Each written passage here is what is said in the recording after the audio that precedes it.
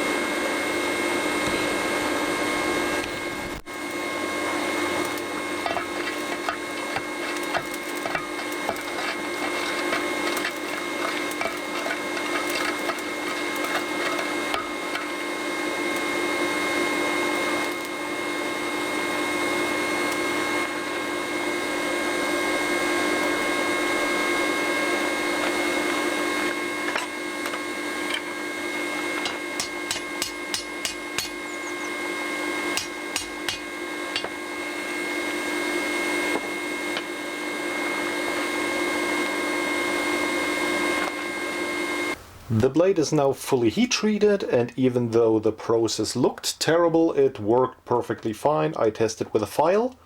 thing was hard, and now we will clean it up.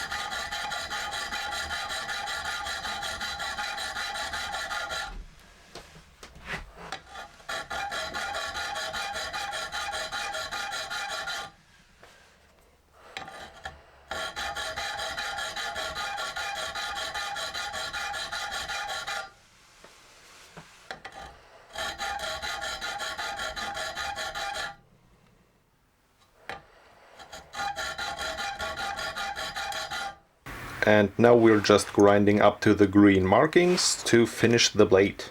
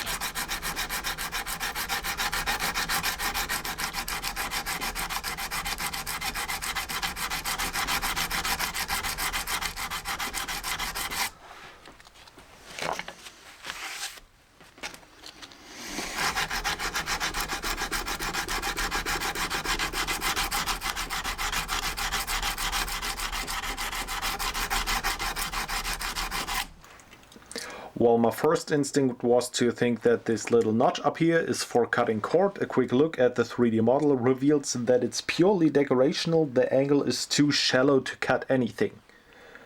Then again, I don't think with this blade a bit of cord would pose much of an obstacle to you.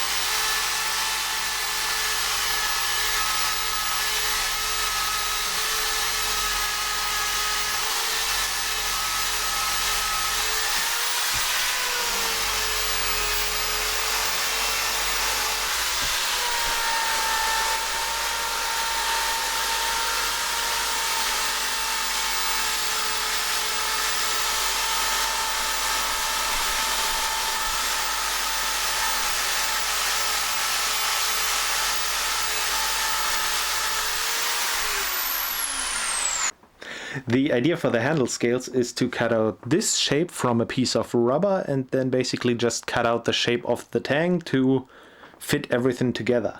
If I sound a little bit muffled, I can't really take off my respirator right now. The reason for that will become clear in a minute. So the first major step was I decided to mark the rubber with just a pencil, which worked fine as it turns out. Next step is to saw out the general outline with a metal saw.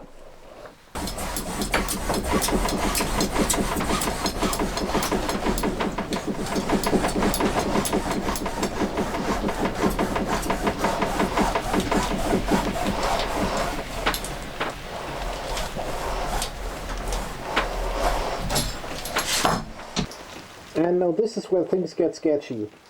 I have no idea about the health implications of grinding on the rubber, but I feel like I'm putting a lot of faith in my little respirator. I wouldn't even attempt this without it, but mainly due to the fact that I can't smell the rubber, I feel like this should be safe enough.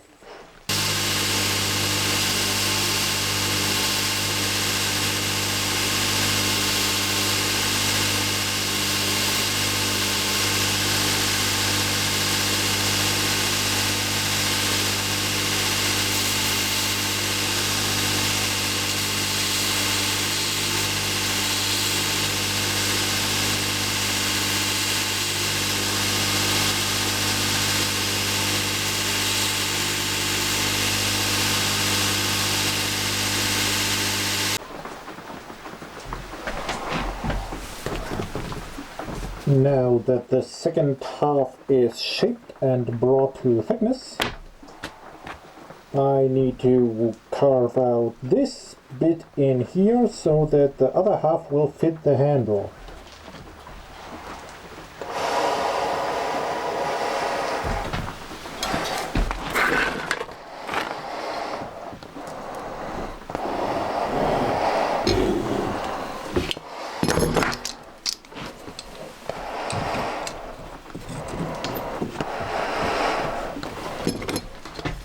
Working with rubber is weird.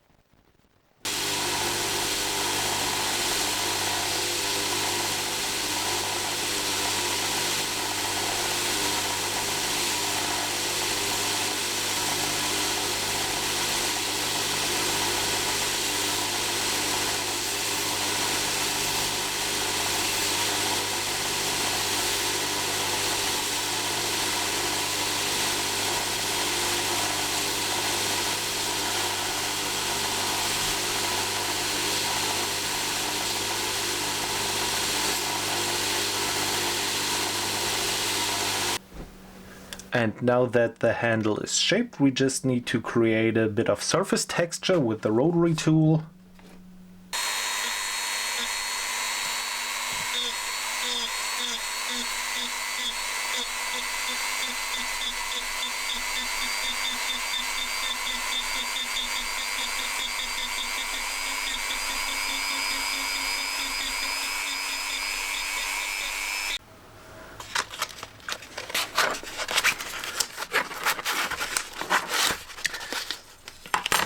I am honestly just now realizing that it was probably pretty dumb to polish the blade before doing the etching.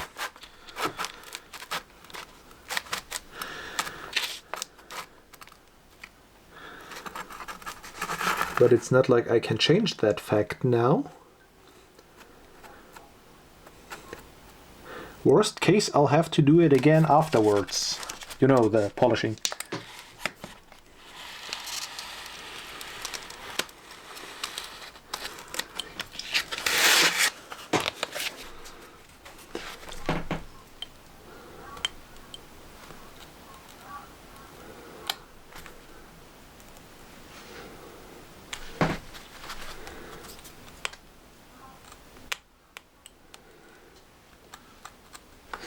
Now this snake etching is a funny thing, because this snake looks really poorly drawn. It's weird and lumpy. It looks like it was a decent snake and I decided to cut it out like this and it became lumpy afterwards. But it needs to look like that, trust me. Also, I think this is not working.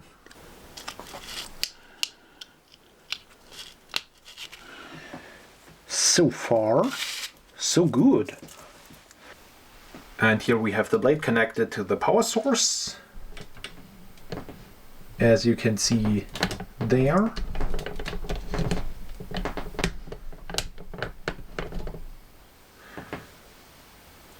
There is a little pool of salty water, circumferenced by a bit of plasticine. Now we put this sponge in here and hope that he stays. Maybe we go over here and do it like this. The power supply is set to 10 volts, 2 amps. Now I will put on my respirator because this stuff is poisonous.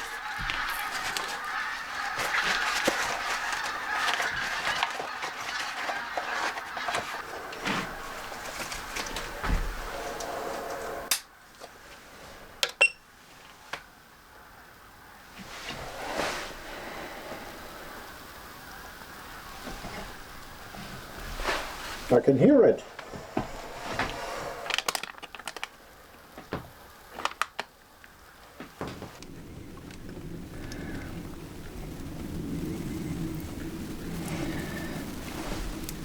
I also did a little test to check which glue to use for this. Interestingly enough, for rubber to metal, the 2 parts epoxy works better than the weird cheap glue that holds the handle together right now. Don't know if I mentioned that earlier. Also, if you have been to this channel before, you know that I have trust issues when it comes to glue. The only reason I'm gluing this thing on is because I, due to the design, have still at all times contact with the blade. So it's not like it can just fly out.